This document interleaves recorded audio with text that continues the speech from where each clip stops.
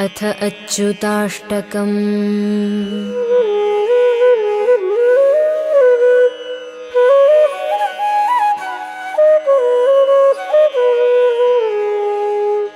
अच्युतं केशवं रामनारायणं कृष्णदामोदरं वासुदेवं हरिं श्रीधरं माधवं गोपिकावल्लभं जानकीनायकं रामचन्द्रं भजे।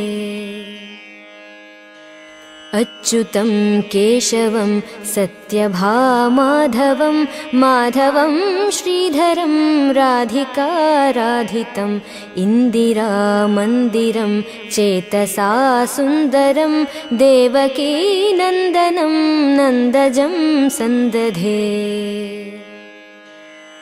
विष्णवे जिष्णवे शङ्खिने चक्रिणे रुक्मिणी रागिणे जानकी जानये वल्लवी वल्लभायार्चितायात्मने कंसविध्वंसिने वंशिने ते नमः। कृष्ण गोविन्द हे रामनारायण श्रीपते वासुदेवाजित श्रीनिधे अच्युतानन्त हे माधवाधोक्षज द्वारकानायक द्रौपदी रक्षक। राक्षसक्षोभितः सीतया शोभितो दण्डकारण्यभूपुण्यताकारणः लक्ष्मणेनान्वितो वानरैः सेवितो गस्त्यसम्पूजितो राघवः पातु माम्।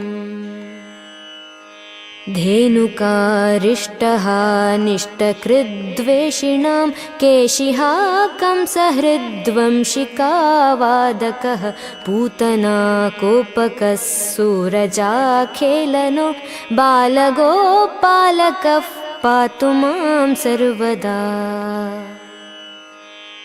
विद्युदुद्योतवत् प्रस्फुरद्वाससं प्रावृडम्भोदवत् प्रोल्लसद्विग्रहं वन्यया मालया शोभितोरस्थलं लोहिताङ्घ्रिद्वयं वारिजाक्षं भजे। कुञ्चितैः कुन्तलैर्भ्राजमानाननं रत्नमौलिं लसत् कुण्डलं गण्डयोः हारकेयूरकं कङ्कणप्रोज्वलं किङ्किणीमञ्जुलं श्यामलं तं भजे।